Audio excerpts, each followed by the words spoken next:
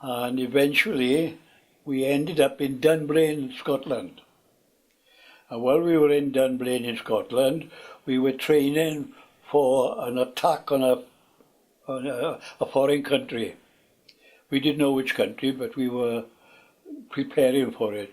We had to reverse our lorries onto the ships so that we could come out, forward. And we did that for about 3 or 4 months.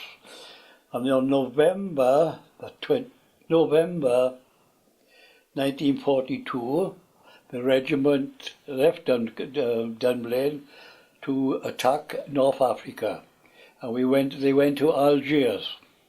Now I didn't go with the forward regiment. I was left behind to clean up. I think I was one of the youngest there, and maybe that was why I was left behind. So I cleaned up. But a few months after, November, December, Christmas Day, December, I left Dunblane. I left Glasgow to meet up with my boys in North Africa. And I landed in Algiers. And I was in the First Army. So the First Army made the landing in Algiers. And then we travelled, as I say, 400 miles before we met the Germans. But a lot of the planes came down and snookered us. And when they used to come from the sky, they used to come from where the sun is. And you wouldn't see them coming down, but you'd just hear them after they dropped the bombs moving off. So you wouldn't see them coming down from the sun. The sun would be too strong to see them. You'd hear the engine, and then they'd shoot off.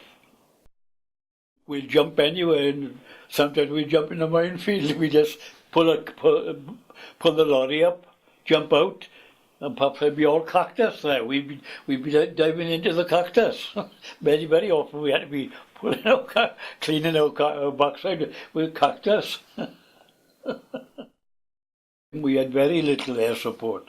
I don't think we had any air support. But the Germans, they had what they call snookers, and they used to come down from the sky and drop their bombs on the road. And of course, you never know when they would come in. But they brought them over before they brought the soldiers, I think. But when they did start pouring soldiers in, then they held us up. And we were at a place called Longstop.